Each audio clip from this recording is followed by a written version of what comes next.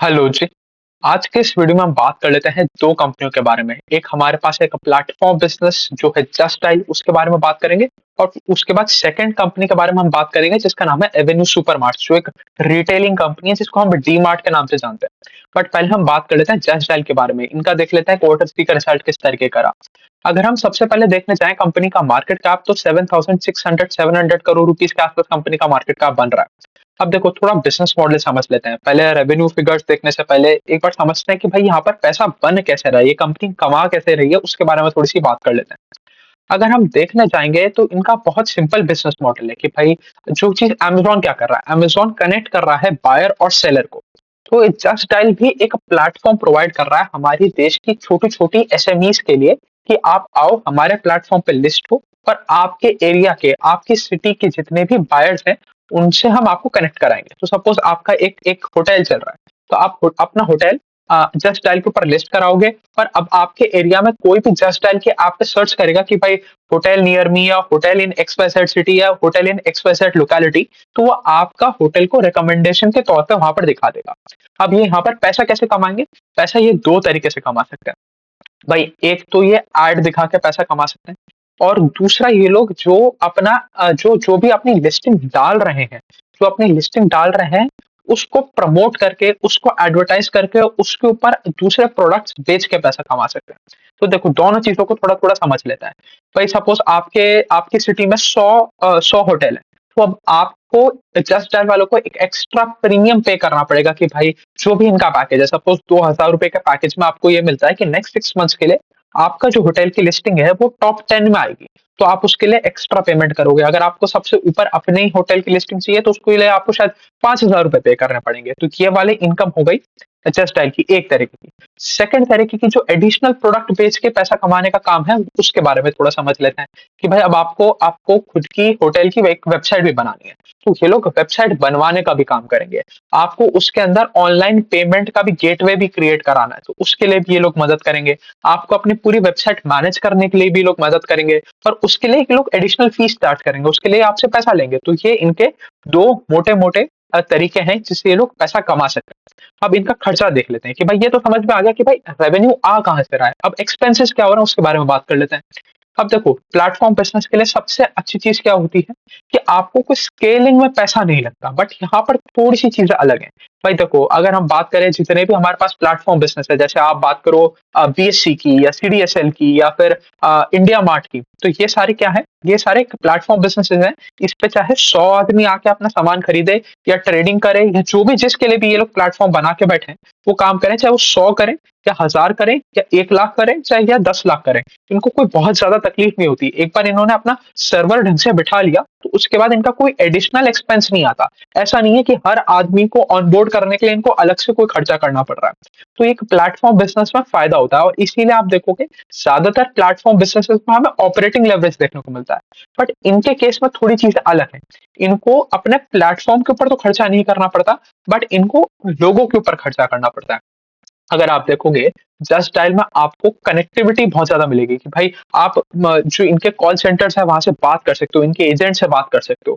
तो उसके लिए इनको मैन पावर के ऊपर बहुत ज़्यादा खर्चा करना पड़ता है। इन लोगों को आदमी बिठाने पड़ते हैं जो लगातार कस्टमर से और जो सेलर है उससे भी। भाई दोनों इनके लिए तो दोनों ही कस्टमर है ना। चाहे वो जो एसएमई बिज़नेस ओनर है, वो भी इनके लिए कस्टमर है। चाहे आप जो उस प्लेटफ़ॉर्म पे जा रहे हो कुछ ना कुछ खरीदने के लिए, आप भी इनके लिए कस्टमर ही हो। तो ये दोनों तरफ इनको बहुत ज़्यादा कोलैबोरेशन करना पड़ता है, इनको बहुत ज़्यादा पैसा खर्चा करना पड़ता है आदमी रखने में जो इनके बीच में कोलैबोरेट कर पाएँ। तो इनका आप जो भी एक्सपेंस है ना, उसका 70-80% of that part is hiring people to communicate with each other. तो ये चीज़ हमें समझ में आ गया। अब जैसे-जैसे ये अपने कॉल्स को ऑटोमेट करते जाएँगे, जैसे हम आजकल देखते हैं आईवीआर में बहुत सारा एआई का इस्तेमाल हो रहा है कि भाई ज़्यादातर लोगों को एक सेट सेट क्वेश्चंस होते हैं कि भाई यही 10-15 मोस्ट फ्रीक्वेंटली आस्क्ड क्वेश्चंस हैं, तो वो हम एक-एक ऑटोमेटेड कॉल से उनको रिज़ॉल्व कर दें, तो वो हमारे लिए कॉस्ट एफिशिएंट बन जाएगा। उसके लिए हमें एक एडिशनल आदमी नहीं बिठाना पड़ेगा। तो जैसे-जैसे ये लोग वो करते जाएँगे, इनको ऑपरेटिंग लेवरेज मिलता जाएगा। इनके एक्सपेंसेस कट डाउन होते रहेंगे। ये चीज़ भी हमने समझ ली। अब हमने समझ लिया कि भाई कमाई कहाँ से होती है, अब हमने समझ लिया खर्चा कहाँ पर होता है। अब देख लेते हैं कि और कौन-कौन से पैरामीटर्स हैं जो हमें इनके देखने चाहिए। अब जभी भी आप एक प्लेटफ़ॉर्म बिज़नेस होते हो, आपको देखना पड़ता है कि भई आपका जो भी ऐप है, अगर ऐप है तो ऐप, आपकी वेबसाइट है तो वेबसाइट, उस पे number of daily active users कितनी रेट पे बढ़ रहे हैं, नंबर ऑफ यूनिक यूज़र कितनी रेट पे बढ़ रहे हैं। अगर जैसे आपने हर आदमी से तो पैसा नहीं लिया, तो सपोज़ आपके प्लेटफ़ॉर्म पे 1 लाख बिज़नेसेस लिस्ट हैं, तो आपने 1 लाख से तो पैसा नहीं ले रखा, आपने तो 99% की फ्री लिस्टिंग करा रखी है।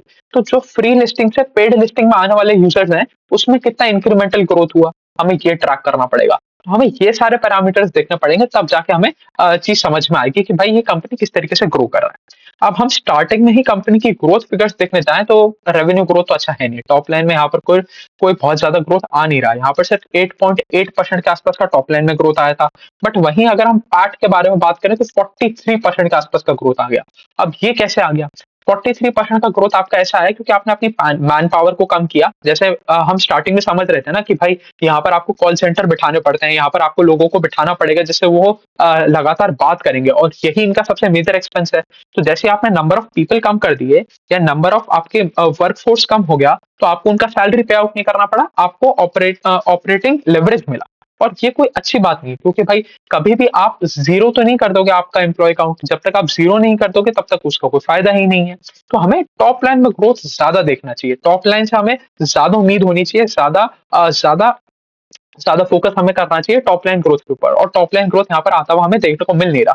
हाँ, ठीक है, ऑपरेटिंग लेवरेज मिल रहा है, पैट में आपका बहुत अच्छा ग्रोथ आ रहा है, बट वो इस तरीके से आ रहा है कि आप अपने खर्चे काट रहे हो, आप अपने जो मैन पावर है उसको रिड्यूस करते जा रहे हो।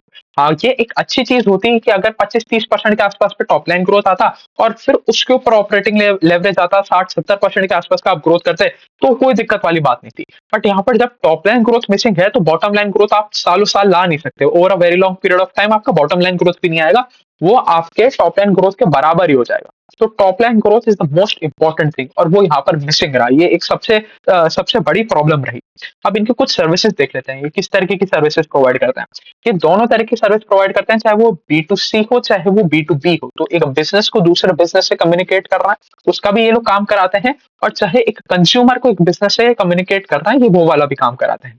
इस पे आपको बहुत सारी फैसिलिटी में देखने को मिलेंगी, जैसे यूपीआई ट्रांज़ैक्शन आप इनके ऐप से कर सकते हो, आप इन्हीं के ऐप से होटल बुकिंग कर सकते हो, ट्रैवल बुकिंग कर सकते हो। इसके लिए इन्होंने कई साइट्स के साथ भी पार्टनर कर रखा है। तो जैसे ट्रैवल बुकिंग के लिए ये लोग कोलैबोरेट करते हैं ईज़ माई ट्रिप के साथ। तो ये कहते हैं कि भाई ईज़ माई ट्रिप मैं तुम्हें लाके बिज़नेस बिज़नेस लाके दे रहा हूँ, उसके उसके उसकी वजह से आप मेरे को एक छोटा-सा कमीशन दे दो कि भाई मेरे थ्रू आपके प्लेटफ़ॉर्म पे कोई यूज़र ने आके फ्लाइट्स बुक की, ट्रेन बुक की, होटल बुक किया, कुछ भी किया, तो उसके बदले आप हमें एक छोटा-सा कमीशन दे दो। तो इनका यूपीआई का ऐप है, मतलब एक ही ऐप में यूपीआई ट्रांज़ैक्शन कर सकते हो, ट्रैवल बुकिंग कर सकते हो, होटल बुकिंग कर सकते हो। उसके अलावा जो और एडिशनल सर्विसेज़ हैं, आप वो भी लेके आ सकते हो। बिज़नेसेस के साथ तो बात कर ही सकते हो कि भाई आप अपने लोकल एरिया में प्लम्बर ढूँढ सकते हो, इलेक्ट्रीशियन ढूँढ सकते हो, वो सारी चीज़ें भी कर सकते हो। तो एन नंबर ऑफ चीज़ें ये लोग कर सकते हैं अपने प्लेटफ़ॉर्म से, ये चीज़ भी समझ ली।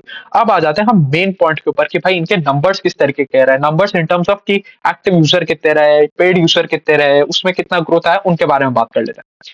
अगर हम बात करें number of quarterly unique viewers के इंक्रीज़ के बारे में, तो वहाँ पर हमें सिर्फ 15% के आसपास का इंक्रीज़ देखने को मिला। और उसमें से भी ज़्यादातर मोबाइल के थ्रू आ रहे हैं। तो ठीक है, वो कोई बहुत बड़ा इश्यू नहीं है कि भाई आपका जो डेमोग्राफिक है वो टुवर्ड्स मोबाइल ज़्यादा है कि 86% ऑफ द कस्टमर आपको मोबाइल से देखते हैं, 11% डेस्कटॉप से देखते हैं, तो वो कोई बहुत ज़्यादा दिक्कत वाली बात नहीं है और 3% आपको वॉइस सर्च के थ्रू सर्च करते हैं या आपकी सर्चिंग रिजल्ट्स को स्कैन करते हैं। तो ठीक है, मोटा-मोटी ये चीज़ भी हमने समझ ली। अगर इनके बात करें यूज़र एंगेजमेंट के बारे में, तो यूज़र एंगेजमेंट इनका सिर्फ 2.3% से ऊपर गया। आपके यूनिक व्यूअर 15% से बढ़े, यूज़र एंगेजमेंट 2.3% के आसपास ही बढ़ा और इनका अगर मैं बात करूँ ऐप डाउनलोड्स के बारे में, तो ऐप डाउनलोड्स 9% से बढ़े और इनके एक्टिव डाउनलोड्स मतलब कितने लोगों ने और इनका एप्लीकेशन डाउनलोड किया अपने मोबाइल के ऊपर, वो सिर्फ 14% से बढ़ा। तो ये कोई बहुत ज़्यादा इम्प्रेसिव नंबर नहीं है।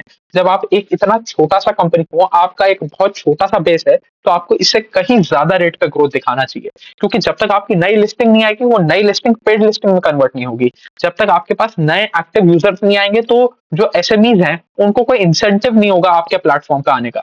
कि सपोज़ एक एक एक सपोज़ हम एक एक्सवाईज़ेड एक प्लेटफ़ॉर्म खोल देते हैं कि भाई कोई भी एक हमने रैंडम प्लेटफ़ॉर्म खोल दिया और कह दिया कि बिज़नेसेस को कि भाई आप हमारे प्लेटफ़ॉर्म पे आओ और एक लिस्टिंग क्रिएट करो। तो जब तक हमारे प्लेटफ़ॉर्म पे बायर्स की इंक्वायरी नहीं आएगी, बायर्स के लिए मतलब जो बिज़नेसेस के हैं, उनके लिए डिमांड ही नहीं आएगा, तो वो बिज़नेस वाले को क्या फ़ायदा होगा हमारे प्लेटफ़ॉर्म पे आने का? तो जब बिज़नेस को पता चलेगा कि यार जस्ट डायल पे मेरे को लॉगिन करने से, मेरे को मेरी लिस्टिंग डालने से, मेरे को बहुत अच्छा बिज़नेस मिलता है, तभी तो आएगा वो आपके प्लेटफ़ॉर्म पे। तो आपको अपने नंबर ऑफ यूज़र बढ़ाने हैं, नंबर ऑफ यूज़र बढ़ाओगे, तभी जाके आपके नंबर ऑफ बिज़नेसेस इंक्रीज़ होंगे। जब आपके नंबर ऑफ बिज़नेसेस इंक्रीज़ होंगे, तभी जाके आपका वो जो फ्री वाला कस्टमर था, वो फ्री वाला कस्टमर पेड वाले कस्टमर में कन्वर्ट होगा। ये चीज़ भी हमने समझ ली। अब देखो, अब जो हम बात कर रहे थे कि अपनी जो कॉस्ट है उसको रिड्यूस कर रहे हैं by reducing the man power. तो इनका 60% ऑफ द रेवेन्यू का जो भी खर्चा है, 60% ऑफ द रेवेन्यू इस खर्चा वो आपका एम्प्लॉय के ऊपर ही आता है। तो मतलब अगर ये 100 रुपए का रेवेन्यू कर रहे हैं तो 100 रुपए में से 60 रुपए का खर्चा तो एम्प्लॉय के ऊपर ही हो जाता है, और उस 60 रुपए को ये लोग रिड्यूस कर पा रहे हैं। तो ये ठीक है, अच्छी चीज है, but over a very long period of time आप इसको सस्टेन नहीं कर सकते। आपको end of the day top line growth के ऊपर ही डिपेंडेंट रहना पड़ेगा, और आप वो कर नहीं पा रहे हो। तो ये थोड़ी सी प्रॉब्लम आ रही है। अच्छा, अगर हम बात करें फाइनल मेट्रिक के बारे में कि भाई जो आपके पहले फ्री कस्टमर थे, अब फ्री से पेड में कितने कस्टमर चेंज हो गए, तो वहां पर आपको सिर्फ 6% के आसपास का ग्रोथ देखने को मिल रहा है, और ये कोई बहुत इंप्रेसिव फिगर्स है नहीं। तो चलिए, मोटा मोटी यही थी कहानी जस्ट डायल के बारे में। अब आ जाते हैं, हम बात कर लेते हैं हमारी दूसरी कंपनी के बारे में, एवेन्यू सुपरमार्ट्स के बारे में, डी मार्ट के बारे में। अब देखो, अगर इनके मार्केट कैप से हम शुरुआत करें तो 2,34,000 करोड़ रुपीज के आसपास इनका मार्केट कैप है। अब देखो, अब डीमार्ट का बिजनेस मॉडल थोड़ा सा समझते हैं भाई। डीमार्ट का बिजनेस मॉडल ये नहीं है कि वो आपको सस्ते में आटा दाल चावल एफएमसीजी प्रोडक्ट्स बेच देगा। डीमार्ट का बिजनेस मॉडल ये है कि वो आपको अट्रैक्ट करेगा सस्ते प्राइसेस से, कि भाई आपको लगेगा कि यार मैं, अगर मेरे घर का राशन जो महीने का मैं राशन लेके आता हूँ, वो मैं अगर डीमार्ट से लेके आऊंगा तो वो मेरे को सस्ता पड़ेगा एज कम्पेयर टू बाकी पूरे मेरे शहर की दुकानें। बाकी मेरे पूरे शहर में जितने भी किराने वाले हैं, उससे ज्यादा सस्ता मेरे लिए डीमार्ट पड़ेगा। तो मैं डीमार्ट में जाऊंगा। अब डीमार्ट में जाने के बाद डीमार्ट वाला दिखाएगा कि यार देखो, मेरे पास इतना बड़ा catalogue of another apparels and garments and home appliances हैं, तो आप आओ मेरे स्टोर में विजिट करो, इस लालच में कि आपको सस्ता सामान मिलेगा, और उस सामान के ऊपर मैं आपको अलग अलग चीजें अपसेल कर सकता हूँ। कि भाई आप मेरी स्टोर में आए, आपको देखा कि यार ये सस्ता मिक्सर मिल रहा है, तो मैंने मिक्सर उठा लिया। आपको लगा कि यार ये सस्ती बेडशीट मिल रही है, आपने बेडशीट उठा ली। आपको लगा ये सस्ता ब्लैंकेट मिल रहा है, तो आपने ब्लैंकेट भी उठा लिया। तो वो जो अपैरल वाला सेगमेंट है, होम अप्लायंसेस वाला सेगमेंट है, ये है हाई मार्जिन वाला। जो आपका ग्रोसरी वाला सेगमेंट है, वो तो 1%, 1.5%, 2% के आसपास का मार्जिन एंजॉय करता है। तो वो सिर्फ एक इस तरीके का चीज है जो कस्टमर को आपके स्टोर के अंदर अट्रैक्ट करेगा। आपका मेन पैसा तो तभी बनेगा जब आप अपने अपैरल्स में ग्रोथ लेके आओगे, और वो वाली ग्रोथ मिसेंगे। इसीलिए अगर आप इनका रिजल्ट भी देखोगे, टॉप लाइन ग्रोथ आया है, बट बॉटम लाइन ग्रोथ में कुछ भी नहीं दिखा हमें। मतलब बिल्कुल ही ऐसी तैसी हो गया, ना ऑपरेटिंग लेवरेज दिखा, ना बराबरी पे ग्रोथ आया, एकदम ऐसी तैसी हो गया कंपनी का। अगर हम देखें तो कंपनी ने अपने रेवेन्यूज को बढ़ाया by 17.8% over a Y level, but इनका पार्ट बढ़ा सिर्फ और सिर्फ 5% से, सिर्फ 5% का पार्ट का ग्रोथ। और ये तो तब की बात है जब ये वाला फेस्टिव क्वार्टर था, Q3 is the festive quarter. तो फेस्टिव क्वार्टर में तो आपका सेल ऑफ एफएमसीजी प्रोडक्ट्स भी ज्यादा बढ़ेगा, आपका सेल ऑफ फूड प्रोडक्ट्स भी ज्यादा होगा, आपका सेल ऑफ अपैरल्स भी ज्यादा होना चाहिए था, और ये अपैरल्स का कंट्रीब्यूशन बढ़ जाना चाहिए था। कि भाई इस बार लोगों, अगर सपोज पहले डीमार्ट 100 रुपए का अगर सेल कर रहा था, तो 100 रुपए में से 60 रुपए अगर आपके फूड आइटम्स एंड एफएमसीजी का आ रहा था, और 40% 40 रुपीज के आसपास का आपका अपैरल्स का आ रहा था, तो फेस्टिव सीजन में तो ये और ज्यादा चेंज हो जाना चाहिए था, ये 50-50 का रेशो हो जाना चाहिए था। क्योंकि फेस्टिव सीजन में तो लोग बाग ज्यादा अपैरल्स खरीदेंगे, फेस्टिव सीजन में तो लोग बाग आके एक्स्ट्रा स्पेंडिंग करेंगे, तो फेस्टिव सीजन में तो आपके मार्जिन एक्सपैंड होने चाहिए थे। यहाँ पर एक्सपेंशन के बजाय कंप्रेशन देखने को मिल रहा है, क्योंकि लोगों के पास पैसा नहीं है, इसकी वजह से आपको डिस्काउंट ऑफर करना पड़ रहा है। और जब आपने डिस्काउंट ऑफर करे, इसका मतलब आपने अपने मार्जिन को कंप्रेस किया, और इसी वजह से हम देखेंगे कोई बहुत इंप्रेसिव नंबर्स आते हुए देखने को मिले नहीं रहे। चलिए, इस चीज के बारे में थोड़ी सी और डिटेल में बात कर लेते हैं। अगर हम देखें कंपनी का अभी रेवेन्यू सेगमेंटेशन देखने जाएं, तो हमें पता चलेगा 57% comes from food, 20% comes from non food, that is आपका जो और दूसरे एफएमसीजी प्रोडक्ट्स हो गए, कि भाई आपने सर्फ एक्सेल खरीद लिया, या फिर आपने और कोई भी नॉन फूड आइटम खरीद लिया, that contributes 20%, food items contribute 57%, तो 77% तो यही हो गया। अब बचा 23%, 23% is sales of apparels, garments, slippers, footwear, मतलब ये जो बचा हुआ जितना भी कैटेगरी है ना, जो हाई मार्जिन वाला कैटेगरी है, वो सिर्फ 23% के आसपास का कंट्रीब्यूशन लेके आया है इस क्वार्टर में, जो बहुत ही खराब नंबर है। ये आप ये इसमें आपको इंक्रीज देखने को मिलना चाहिए था। ये आपका 23% से 28, 29, 30% के आसपास जाना चाहिए था, तभी आपका पैसा बनता हुआ हमें देखने को मिलता, बट ये चीज हुआ ही नहीं। ये इसमें कुछ हमें ग्रोथ देखने को मिला ही नहीं। अब अगर हम थोड़ा सा स्टोर एक्सपेंशन के बारे में बात करें, तो कंपनी ने इस क्वार्टर में 10 नए स्टोर खोले और इनका टोटल स्टोर काउंट पहुंच गया है अब 387, और इनका 12 स्टेट्स में प्रेजेंस है। अब अगर इनके प्रेजेंस के बारे में बात करें, तो आप देखो कि ये साउथ इंडिया में इनका पेनिट्रेशन है, नॉर्थ इंडिया में वेस्टर्न वाली साइड में इनका पेनिट्रेशन है, ईस्ट ऑफ इंडिया में इनका कोई पेनिट्रेशन नहीं है, कि भाई बिहार, झारखंड, छत्तीसगढ़ और वो सेवन सिस्टर्स वाले एरिया में इनका कोई पेनिट्रेशन नहीं है। तो कंपनी अभी जितने भी मेजर सिटीज हैं, अभी सिर्फ उन्हीं को कवर करना चाह रही है। अब देखो डीमार्ट के साथ क्या प्रॉब्लम है, एक तो बेस बड़ा हो गया आपका, 387 स्टोर्स हो गए हैं, तो आप ऑलरेडी एक काफी बड़े बेस के ऊपर पहुंच गए हो। अब बड़े बेस के ऊपर ग्रोथ लाना इज डिफिकल्ट। उसके बाद सेकंड पॉइंट क्या है, जो आपकी मेजर सिटीज थी, जो मेट्रो सिटीज थी, जो बड़े बड़े शहर थे, वहां पर आपने अपना पेनिट्रेशन कर लिया है। हाँ, ऐसा नहीं है कि 100% पेनिट्रेशन हो गया, आप और ज्यादा कर सकते हो, और ज्यादा कर सकते हो, उसमें कोई डाउट नहीं है, बट इंक्रीमेंटल ग्रोथ ही आएगा, कोई एक्सपोनेंशियल ग्रोथ नहीं आ सकता कि भाई आपने ऐसी 10 सिटीज ढूंढ ली जिसकी वजह से आपका जो सेल्स था वो 40, 50, 60% के आसपास का इंक्रीज आ गया। तो अगर आप देखोगे 2017 में जब डीमार्ट का आईपीओ आया था, तब it was growing it sales between 35, 40% के आसपास। तब उसने इतना एक्सपोनेंशियल ग्रोथ दिखाया, तभी उसका शेयर प्राइस इतना बढ़ा। आज ये ग्रोथ घट के रह गया है 15, 17%, 20% के आसपास का। तो थोड़ा सा तो फर्क आया है ना। अब वो समझना है कि क्यों फर्क आ रहा है। दो तीन कारण है उसके। एक तो आप रेंटिंग वाले मॉडल पे नहीं हो। आप क्या करते हो, आप अपनी दुकान खरीदते हो या आप अपनी दुकान को लीज पे लेते हो, तो उसके लिए आपको अपफ्रंट बहुत ज्यादा कॉस्टिंग पे करनी पड़ती है, इसलिए आपका एक्सपेंशन थोड़ा स्लो होता है।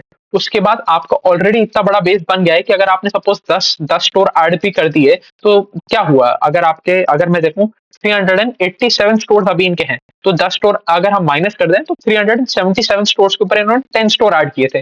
तो 377 स्टोर के ऊपर 10 स्टोर का मतलब क्या हुआ, 2.5, 3% के आसपास का आपने ग्रोथ किया। तो आप सिर्फ 3% के आसपास से अपने नए स्टोर ऐड कर पा रहे हो क्वार्टर ऑन क्वार्टर लेवल पे। इसको आप साल भर में ले जाओगे तो शायद 10% के आसपास का ग्रोथ आ जाएगा, इससे ज्यादा तो नहीं हो सकता।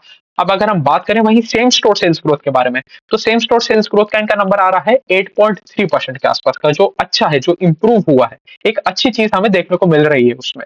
तो 8% आपका सेम स्टोर सेल्स ग्रोथ, मतलब जो आपके एग्जिस्टिंग स्टोर्स है उसमें जो ग्रोथ आ रही है वो 8% के आसपास आ रही है। 10% आप अपने नए स्टोर खोल रहे हो, तो जो कुल मिला के ग्रोथ आ रहा है आपका कंपनी का, वही 18% के आसपास आ रहा है। अब आप ऐसा नहीं कर सकते कि आप और एग्रेसिवली स्टोर खोलो, क्योंकि उसमें पहले तो कैपिटल रिक्वायरमेंट बहुत ज्यादा है, और ऑलरेडी आप काफी हद तक पेनिट्रेशन कर चुके हो। तो आप उसको, वो जो 10% वाला नंबर है, उसको शायद 11%, 12% ले जाओगे, उससे ऊपर नहीं लेके जा सकते। अब आपको फोकस करना है अपनी सेम स्टोर सेल्स ग्रोथ के ऊपर। तो सेम स्टोर सेल्स ग्रोथ भी आपकी ज्यादा से ज्यादा डबल डिजिट तक पहुंच सकती है, 10, 11% के आसपास पहुंच सकती है।